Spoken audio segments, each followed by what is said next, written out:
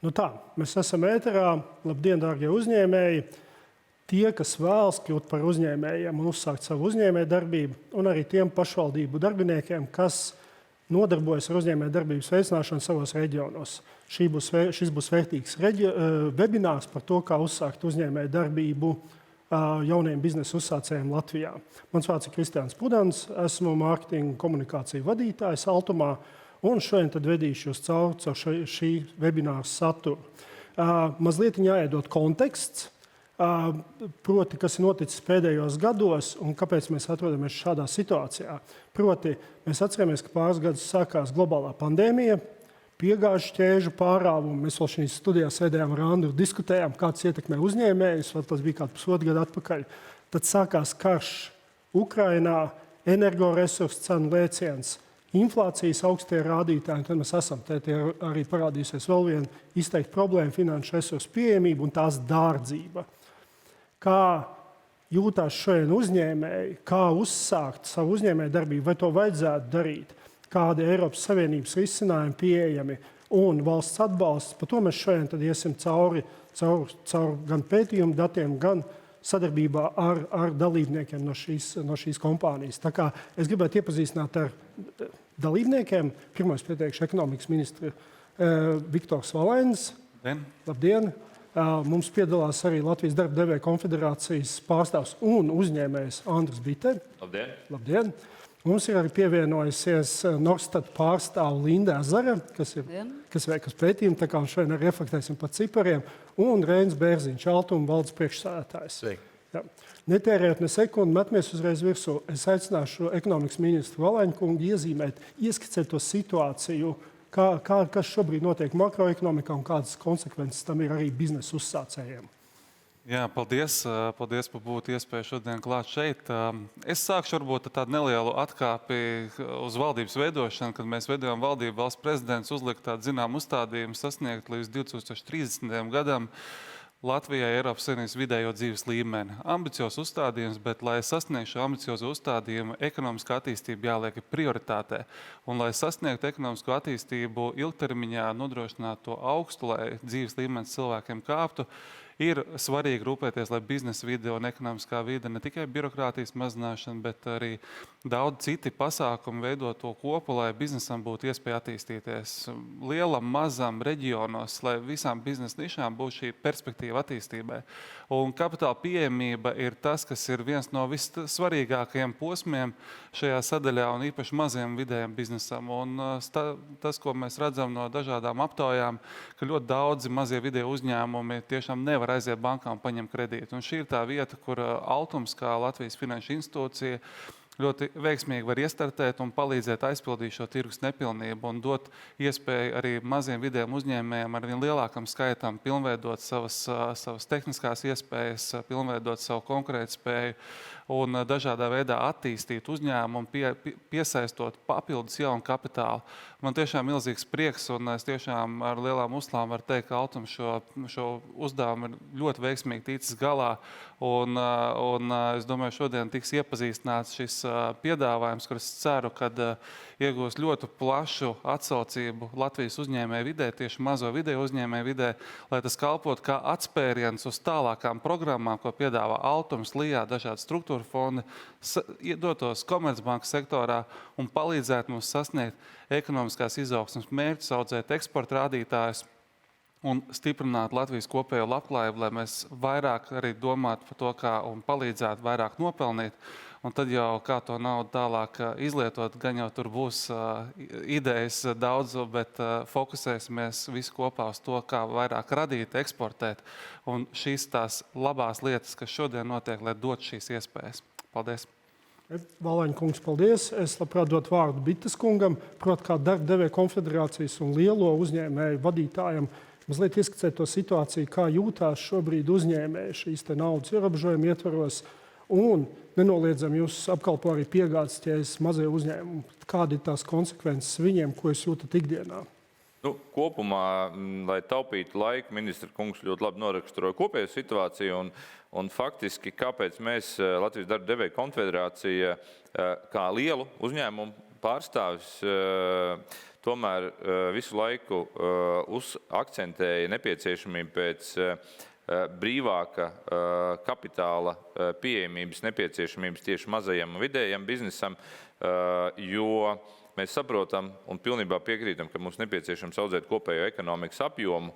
Mēs esam par mazu atsevišķi kā uzņēmumu, par mazu kopumā kā uzņēmumu, lai mēs nodrošinātu, teiksim, pietiekami efektīvu šobrīd šeit ekonomikas un nodokļu ieņēmumu daļu, tāpēc absolūti nepieciešams ir augt.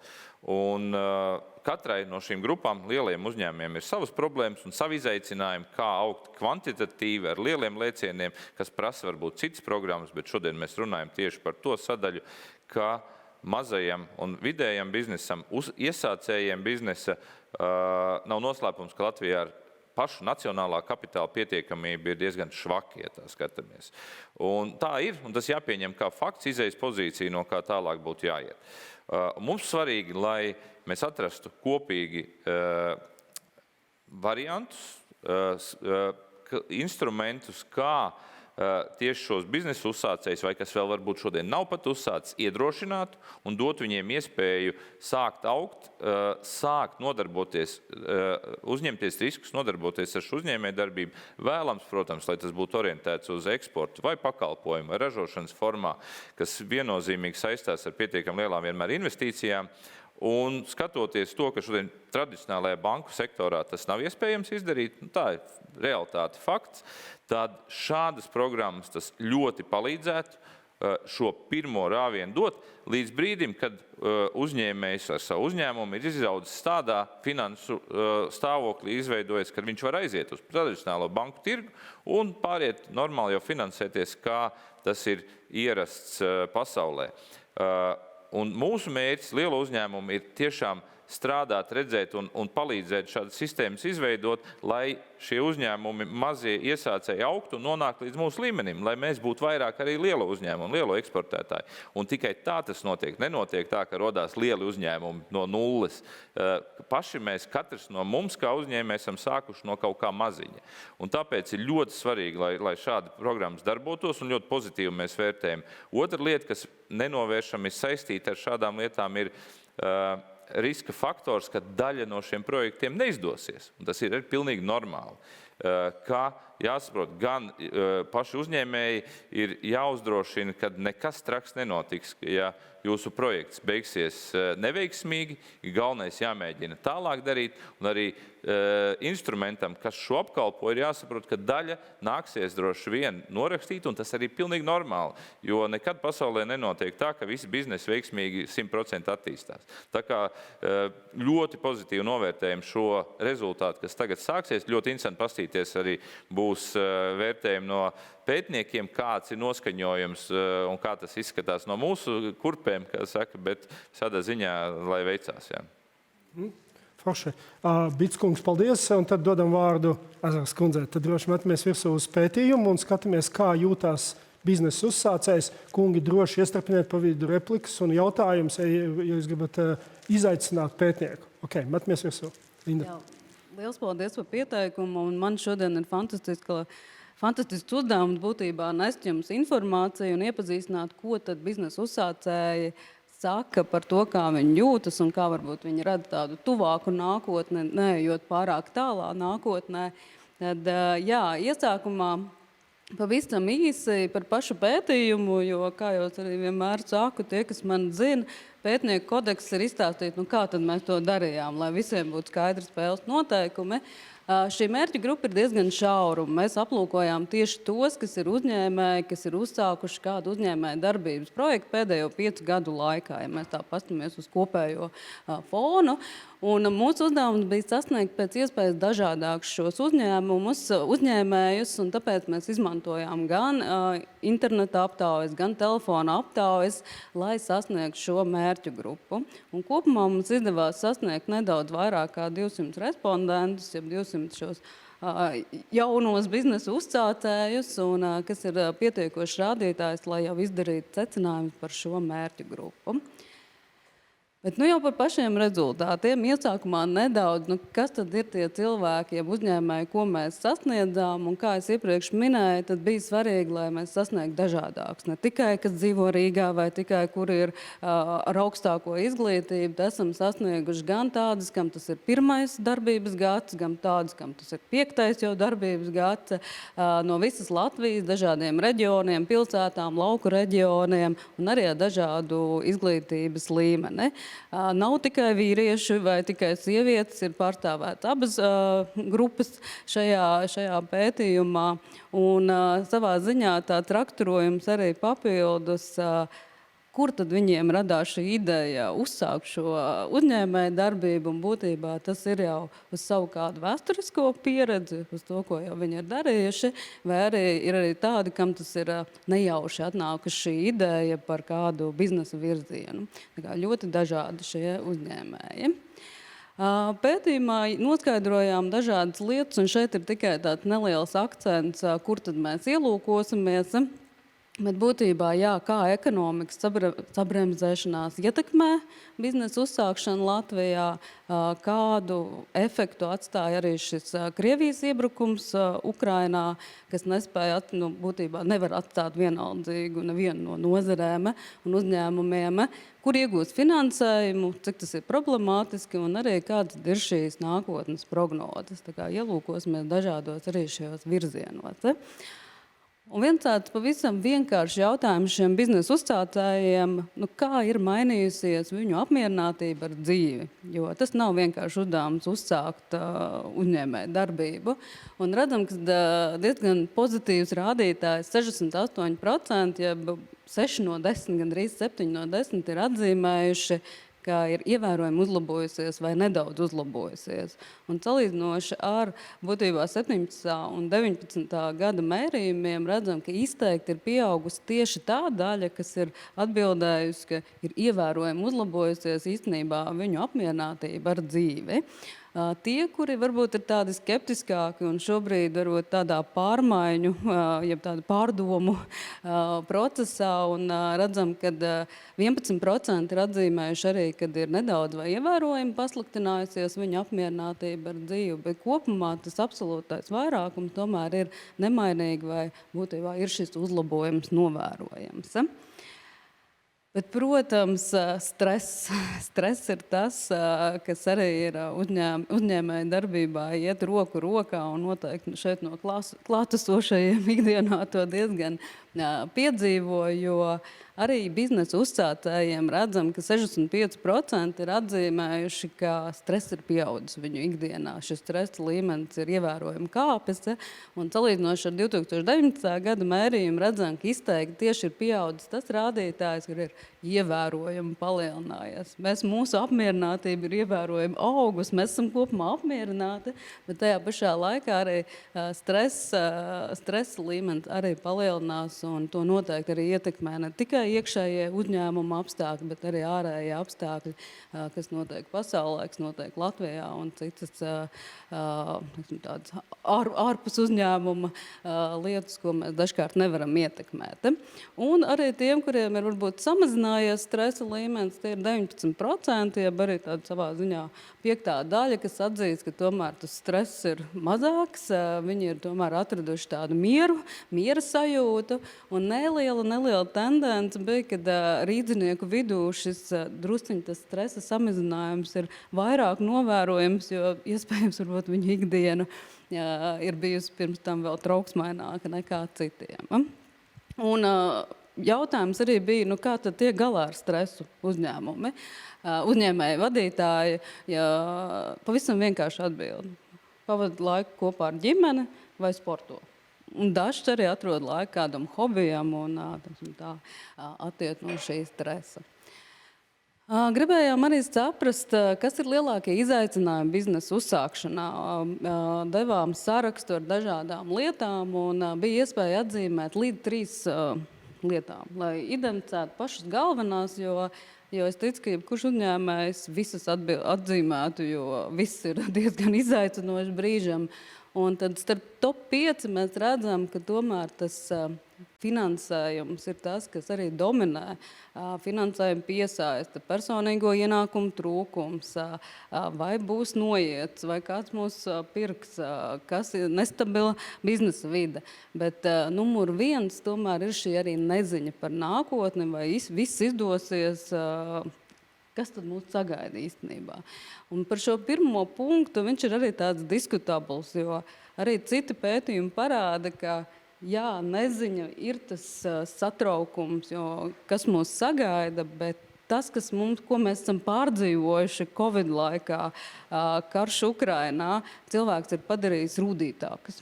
Un mēs satraucamies par to, bet varbūt ne tik ļoti, kā mēs par to satraucāmies gadus atpakaļ.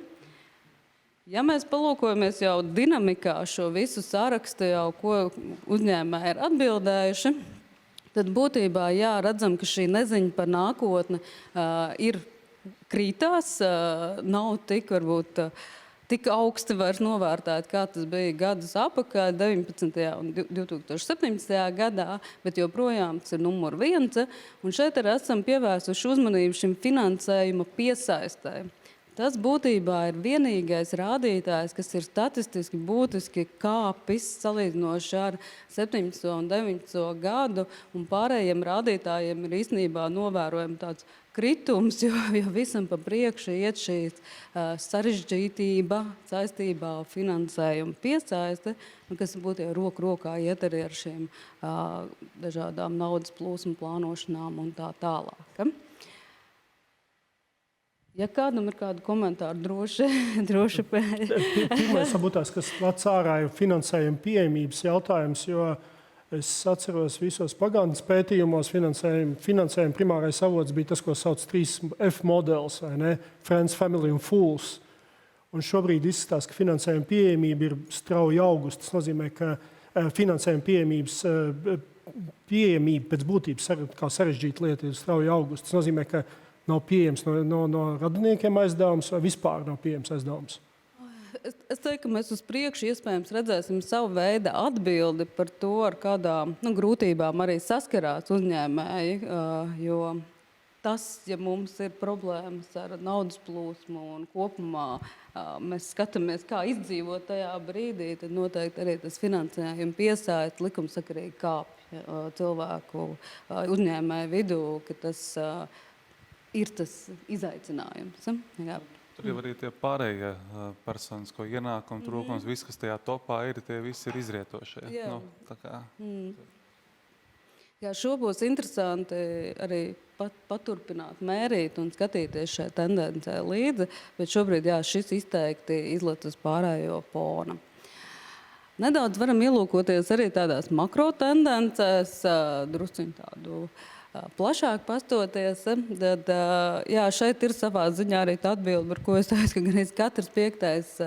šis aptaujātais uzņēmējs saskars ar naudas plūsmas problēmām un kavētiem maksājumiem.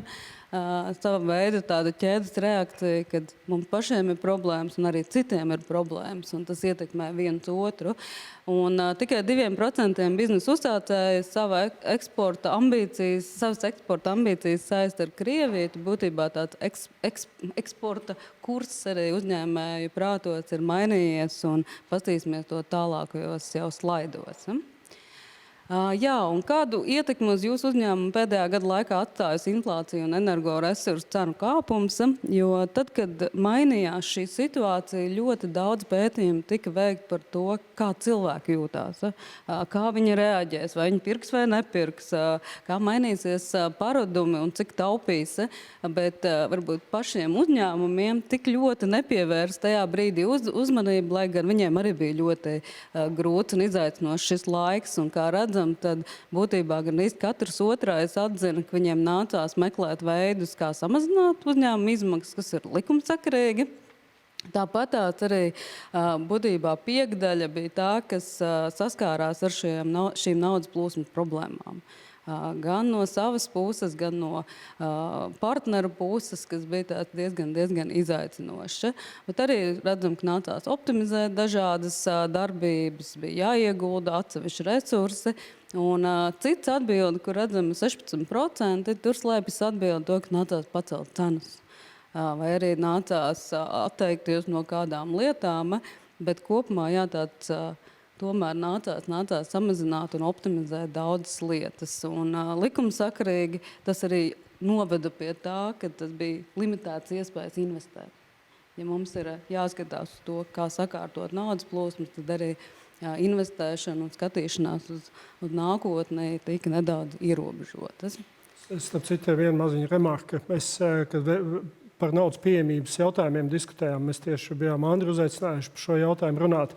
Un tur bija tāda situācija, ka cenas spaikoja mirkļiem tik augstu, ka jūs stāstījāt, ka jūs apstādināt ražošanu, tāpēc, ka tas vienkārši paliek nerentabli.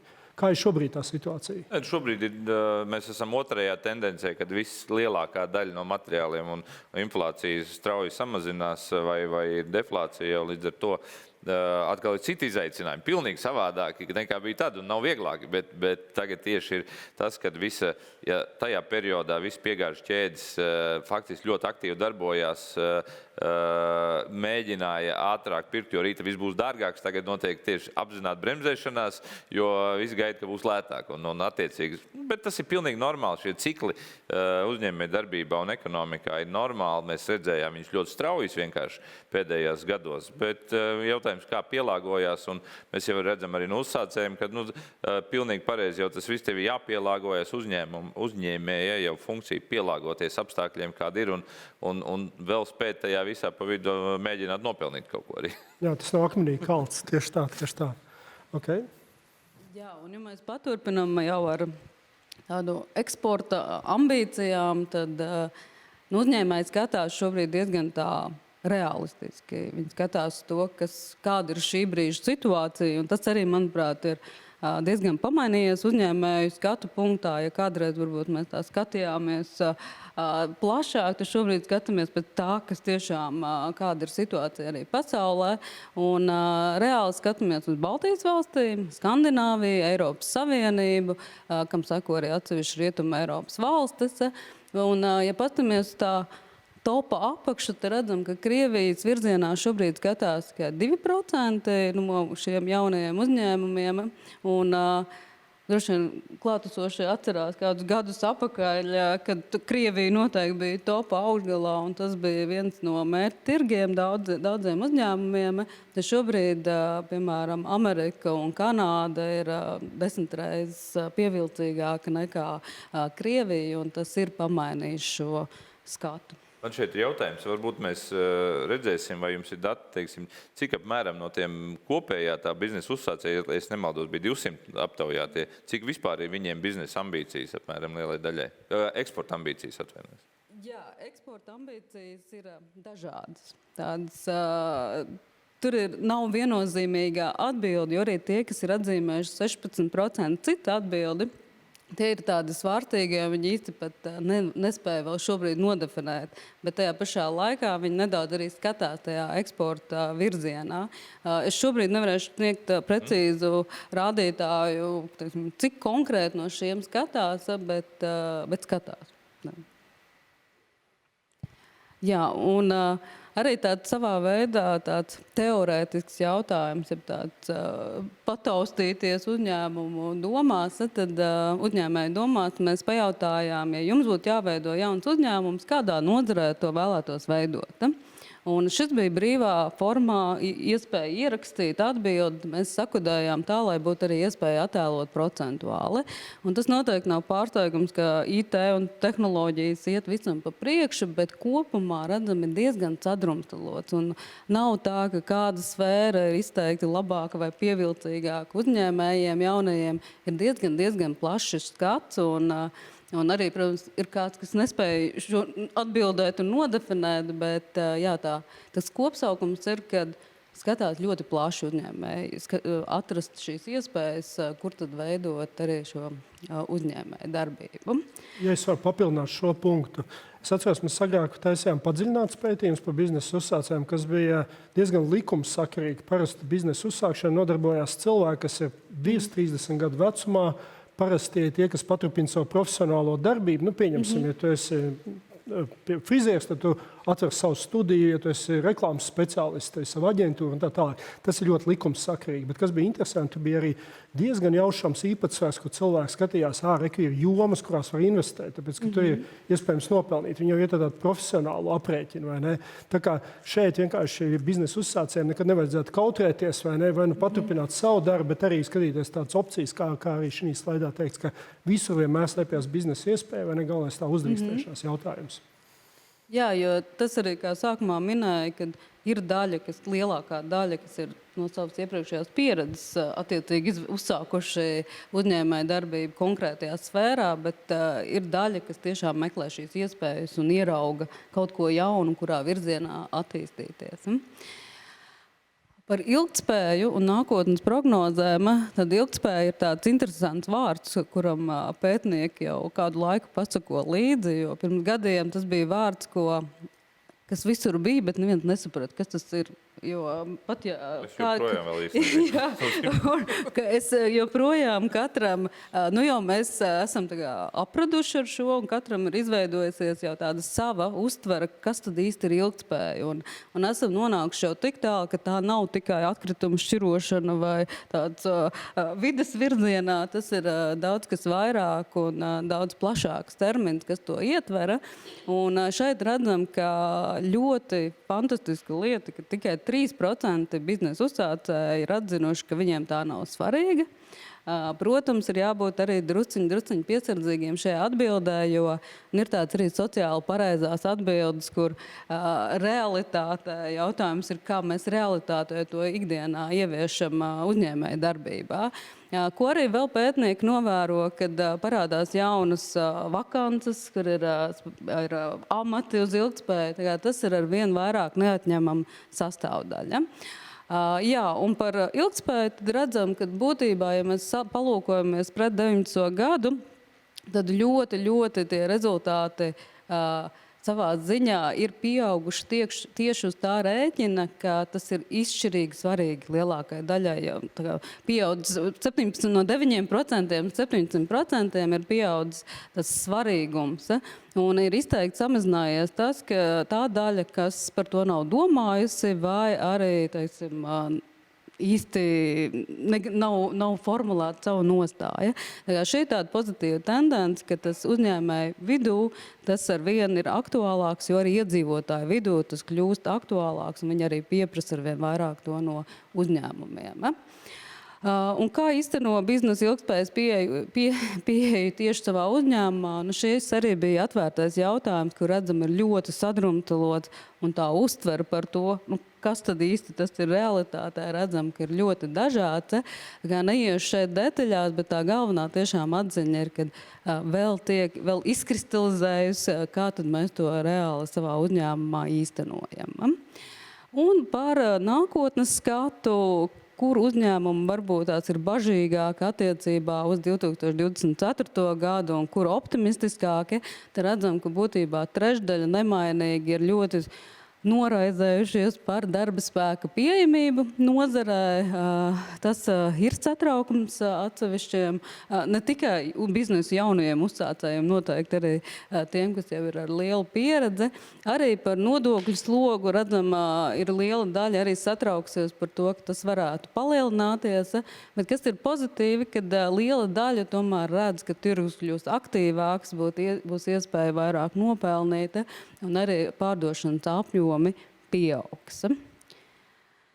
Jā, un kādas ir ambīcijas tuvākajiem 3 gadiem, tad šeit arī redzama ļoti laba tendence salīdzinoši ar iepriekšējiem mērījumiem, kad savā ziņā cenšas iet uz to maksimumu, kad tam ir ievērojami jāpaplašanās, ir jāapgūst ar vienu jaunu tirgi, ir jāizaug, lai būtu šī stabilitāte, un arī jaunie uzņēmēji, viņi saprot to, ka ir jādara, ir jāiet plašāk, lai arī būtu šie rezultāti. Tas no manas puses ieskicējot par pētījumu rezultātiem. Linda, paldies. Tiešām jūtam, ka stresa līmenis uzņēmējiem aug, bet tai pašā laikā visumā diezgan pozitīvi noskaņa, vai ne, kas notiksies tālāk, neskatoties uz visām peripētijām. Bet jebkurā gadījumā, vai ne, uzņēmēji saskarās ar dažādām finansējuma pieejamības problēmām, tāpēc ir šis jaunais piedāvājums. Rēnis, pārņem stafeti. Jā, paldies, godātais Valaņkungs, godātais Bitskungs, kolēģi un, protams, uzņēmēji. Liels prieks būt šodien šeit un varbūt arī tur pusminūtē reflektējot uz iepriekšējo, jo šodien televīzijā, rādio es biju tavā vietā, ja, man bija pa visu pētījumu, protams, jāsās. Man liekas, tās top atziņas tomēr ir tādas par spīti, kā mums ir gājis kopš 20. gada marta, kad tomēr sākās, man liekas, pirms un pēc robeža, ja, un ja mēs varētu apstīties, kad 18. 19. gadā cik gados varētu būt tādi notikumi kā pandēmija, viens vilnis, otrs vilnis, karš tepat kaimiņos, tāda inflācija, kas iepriekš bija arī pieredzēta 6., 7. gadā. Es domāju, arī Andris kā pieredzējis uzņēmējs drīzāk teikt, Reini, visdrīzāk kad 11 gadi. Ja? Tas ir šobrīd noticis 4 gados. Un tāpēc man patika arī, Linta, tev tie pirmie slaidi, kas bija par to, cik ir laimīgs cilvēks un cik viņš ir stresa apstākļos, kā var nomērīt uzņēmējs, ir ļoti līdzīgi skaitļi, ja tu sakombinē tos, kas ļoti, un vispār tās atbildes, kas ir laimīgs, jūtās ļoti vai tur mazāk ļoti, bet kopumā tāda pozitīva atbilde ar to stresu, un tas ir labs rādītājs, jo tas nozīmē, šiem faktoriem saglabājoties, ir vērts nodarboties ar uzņēmēju darbību, ir vērts uzsākt, un tas ir, man liekas, viens no tādiem lieliem secinājumiem. Otrs, protams, ir par finanšu pieejamību, jo tur arī bija slaids, kurā parādījās dažādas atbildes. Dažas tur mazliet migrēja 17. 19. gads pret 23. Bet viens, kas lec ārā, bija tieši finanšu pieejamība, kur es skatījos no 19. uz 23. Tā atšķirība bija pa 50%. Andris ar malas pa ceļam uzdev to jautājumu par to, vai kāpja ambīcijas arī uz eksportu. Man viens no pēdējiem slaidiem arī to labi parādīja, ka, ja nemaldos rekurtē, no 19. Ja, uz 23. arī ir diezgan daudz tādi, kas iet jaunos tirgos. Ne? Un visbeidzot, man liels prieks ir par to, ka Krievija ir tur, kur viņi ir šajā uzņēmēju topā. Es domāju, tas ir pelnīti, un tas arī parāda to, ka netiek meklēta aplinkus ceļi, kā apiet to, kas, manuprāt, ir beidzies. Un diemžēl, jāsaka, droši vien arī šī situācija tik ātri nebeigsies. Un varam novēlēt tikai pēc iespējas ātrāk uzvaru Ukrainai, bet tas, kas skatās Baltiju, Skandināviju, un jau Amerika 10 reizes vairāk ar Kanādu nekā Krievija, es domāju, tas ir labs rādītājs. Pie šiem slaidiem, kas ir mūsu rīcībā arī, un forši ir papētīt, bet galvenais ar kādiem secinājumiem nākt. Protams, tās galvenās ziņas būs tā, un ko mēs tūlīt parādīsim ar datiem, ka finanšu, tātad valsts atbalsta nozīme ir pieaugusi teju 3 reizes, un tāpat tās ir jāpievērš uzmanību tam, ka joprojām lielākā daļa uzņēmēji sāk ar pašu iekrājumiem savu biznesu, kas arī tā vienkārši ir. Un šeit mēs redzam, ka savi uzkrājumi joprojām ir ar atrāvienu. Tipiskākais veids, ar kādu finansējums sāk uzņēmēju darbību. Uzņēmēji, ja, mēs redzam arī, ko Kristians teica, angliski slavenais FFF, ja, šeit varbūt arī tur minimāls izmaiņas no vienas uz otru, to ailīt varbūt kaut kur mazliet lielāks, bet katrā ziņā absolūtos skaitļos mēs redzam, ka ļoti būtiski ir savi uzkrājumi saglabājuši šo dominējošo lomu, un savukārt, ja kaut kas atšķirās vairākas reizes, tad tas ir, ja mēs skatāmies, tieši arī tas, kas ir saistīts ar valsts atbalstu uzņēmēju darbības arī finansēšanai, jā, tur diezgan būtiski 3 reizes procentuāli kopš 19. uz 23. gadu. Mēs arī skatāmies par to, kas tad nāk prātā, kad ir jāsāk uzņēmēju darbību un kuras ir tās institūcijas, ko uzņēmēji ir atbildējuši. Jā.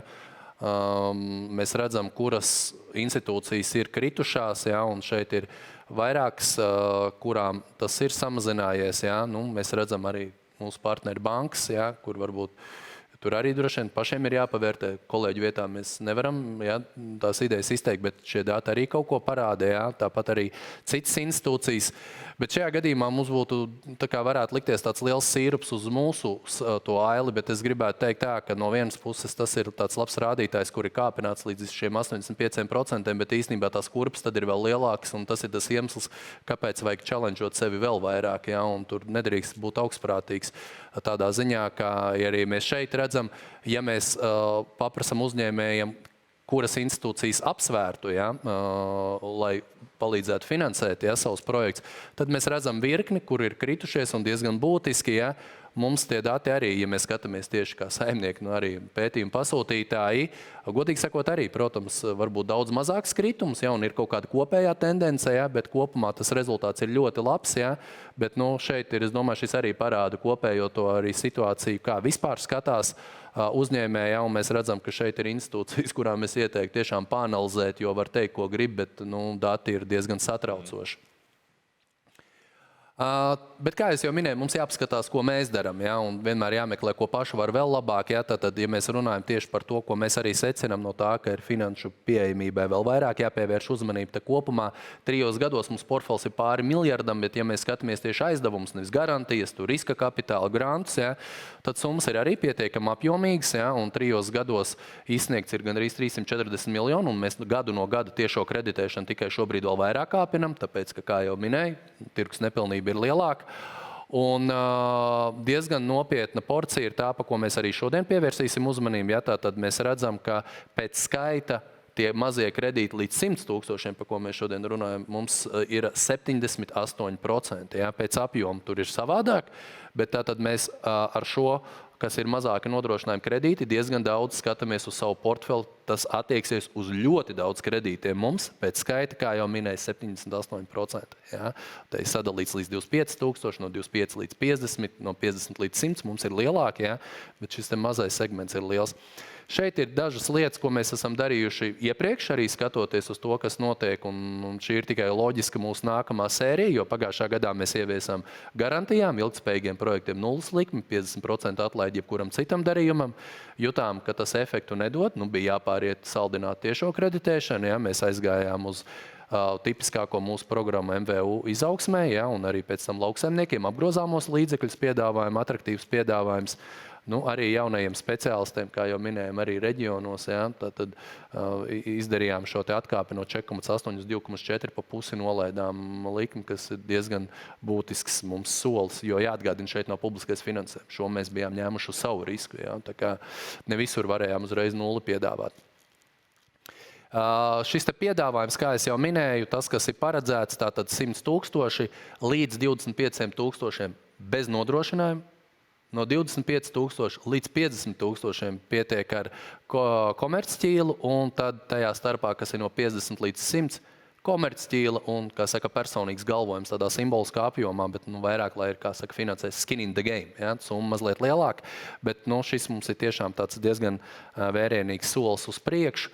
Mēs, protams, skatāmies, kāpēc mēs to darām, ja, un, protams, ir vairāk izaicinājumu vairākām grupām, biznesa uzsācējiem nav pieejams bankas aizdevums, ja, ko arī ministra kungs akcentēja, strauji augošiem uzņēmumiem apgrozāmie līdzekļi parasti ir nepieciešamība, jo tas nesaskan ar nodrošinājumu reģionos, te ir tipiski, ka zema aktīvu vērtība, ja, tas arī tiek vērtēts bieži savādāk nekā tas pats, kas ir Rīgā, Pierīgā, pakalpojumu nozars uzņēmējiem, gluži loģiski, ka nodrošinājuma vērtība atpaliek no nepieciešamā finansējuma. Un mēs jau skatāmies arī, mēs šodien varbūt tā skaļāk piesakam, bet mēs jau no 2. janvāra tos mazos darījumus jau ņemam pēc klientam labākās metodas, tātad pēc šīs te jaunās, un mēs redzam, ka jau pirmie mums ir sabiruši un mazus secinājumus varam izdarīt. Pirmkārt, vidējā summa ir aptuveni 30 000, kas ir tieši trāpījusi, jo tie ir tiešām arī tad salīdzinoši mazāki. Tie nāk pieteikumi no visiem Latvijas novadiem. Bet tas, pa ko man šobrīd ir liels prieks, ka šobrīd tas ir vairāki novadi, kuros mēs varam skatīties, 27 vai 24%, kas, protams, ir daudz, bet tieši Rīga ir maz, jo tāds arī bija šoreiz kolēģi mērķis, ka mēs vairāk skatāmies reģionos. Un Altumam šis gads ir tiešām uz tāda reģionu karoga. Mēs aizdevumos, mēs garantijās, ja, mēs piekdien virzījām arī šo te iniciatīvu, sāksim pa kabinetiem arī saskaņošanas procesu, ka mājokļu garantija, kas ir cits segments, tas ir hipotekārie tirgi, bet tur mēs piedāvātu garantiju, kas ir, ja reģionos ar to pašu bērnu skaitu ir būtiski lielāks solis, tur piemēram ne šie 10, 15, 20, bet 30, 40 līdz pat 50. Ja. Skatīsimies, kā mēs veiksim šo saskaņojumu ar institūcijām, bet šī ir tā ideja. Lēmumu pieņemšanas laiks vidēji 4 darba dienu laikā. Es domāju, ka uzņēmēji arī piekrīt, tas ir pietiekami ātri. Ja, tā arī bija šī lieta, ko mēs pieteicām, ka cik vien var vienkāršojot. Ir arī atteikumi, ap 20% ir atteikumi. Tas ir arī altuma rokraksts. Mums nav tā, ka uz esejas pamata tu vienkārši saņem naudiņu. Ja. Tur vai tu vari pārliecināt, ka biznesam ir jēga, ir ļoti svarīgi. Bet šajā aizdevuma segmentā, es domāju, ka ideja ir ļoti labi pieteikta. Un es domāju, ka šis nav tikai vienīgais. Mēs arī šajā gadā skatāmies, ko mēs varēsim darīt uz klientu segmentu, vai varbūt iedot arī kaut kādu atlaidu portfelī. Tur mums jārunā ar auditoriem, jo mums arī bijis laba peļņa. Ja? Bet es domāju, ka svarīgi ir arī, kā es jau iesāku, varbūt no manas puses tas galvenais secinājums ir šādi pētījumi ir labi. Mēs arī reizi pusgadā apstājamies, gadā apstājamies, pētam, ja? Nu, šis ir kaut kas tāds, ko mēs vēl nedarītu varbūt 19. gadā vai 18. gadā, ja? Bet mums ir jāsaprot, ka dzīve mainās, tirgus nepilnība ir kļuvusi lielāka, mēs soļus spēram tāpēc plašākus, mēs piestādām publisku naudas rēķinu, mēs runājam, ja ir kaut kāds klientu iesācēju segments, tie varētu būt 10-15 miljoni, ja? Bet ja kopumā, ja jūs teiktu, cik ir šobrīd mēs esam aplēsuši uz kādu summu, mēs šobrīd esam rēķinājuši, šī programma varētu sākumā būt līdz kādam 51 miljonam, bet, ja vajadzēs, tad redzot tās publiskās aploksnes, kas mums nāk, es domāju, viņi arī varēs celt, jo sākums ir bijis, kā jau jūs redzējāt no datiem, ļoti daudzsološi. Tā kā liels paldies arī, ministra kungs, jums par atbalstu, jo tās pāris idejas, kas bija par reģioniem, man liels prieks, ka mēs izrunājam, un tad tās tiek kaut kādā brīdī mēs nesam arī to, ko no savas puses varam sarēķināt. Ja? Jāsaka mūsu komandai paldies, arī Ieva, tiešām valdes līmenī atbildīgi par šo procesu, jo tas arī prasa mūsu domāšanas maiņu. Ja? Bet es domāju, kā es jau minēju, ir forši apskatīties, kaut ko secināt, bet galvenais, lai uzreiz ir atbilde. Ja? Tā kā paldies, tas no manas puses viss. Okay, Reini, paldies. Tā kā pasākums tuvojās noslēgumam, ir pāris jautājums, kurus mēs akumulējām, kad mēs anoncējam šo pasākumu, ienāca caur dažādiem kanāliem. Tikai es ļaušos uzdot pa jautājumam katram no dalībniekiem. Tad pirmais Valaiņa kungam jautājums ir, vai tiks turpināts LIA inkubātora programmas un mācību granti biznesa uzsācējiem? Nu, LIA inkubātora programmas savādākā izpausmē tiks turpināts. LIA pats šobrīd reorganizējās un šie inkubātori pārtraps pār LIA struktūra vienībām. Un mana ideja ir tāda, ka šiem LIA struktūra vienībām jāsniedz maksimāli daudz šie pakalpojumi uzņēmējdarbiem. Ne tikai inkubācijas, bet arī plašāk jādod. Un jāskatās, kā nākotnē ejot, mēs varam vēl vairāk pievienot citus jaunus pakalpojumus klāt šai struktūrai, lai tā būtu tā kā biznesam arī tāds atbalsta punkts. Nav noslēpums, ka reģionos šobrīd arī veidojas tā teikt tirgus nepilnība. Bankas startē laukā no tādas fiziskās apkalpošanas. Jā, tātad šīs dažādi iemesli dēļ var ciet un uzņēmējiem bieži vien vajag nevis kaut kur mājaslapā kaut ko pastīties, bet fiziski cilvēki pie kā aiziet paprunāties par tām iespējām. Un te jau mēs varam ar LIA liktās tiltiņas būvēt, arī informēt par visām altuma programmām, par visām tām iespējām, kas šim uzņēmējiem ir. Un šis klātbūtnes efekts ir ārkārtīgi svarīgs. Tāpēc, protams, mēs to turpināsim un vēl vairāk mēs to pilnveidosim. Tā kā skatoties priekš, par jaunām pārstāvniecībām arī runājam, bet tas jau jāskatās ir nākamā gadskārtējā budžeta ietvaros. Un tad jau redzēsim, kā mums ies šajās diskusijās, bet iesim uz priekšu un pilnveidosim. Paldies, Valaiņa kungs. Tad ir jautājums Bits kungam. Tas drīzāk bija apgalvojumi, kurus mēs vairāk dzirdējām, un tas beigas saskan kopā, ko jūs iepriekš teicāt, ka bailes nofēlot, iespējams pat ir lielāka problēma nekā ideju trūkums vai naudas pieejamība un tā tālāk. Kas būtu jādara? Kā var varbūt risināt šo problēmu, kādu ieteikumu?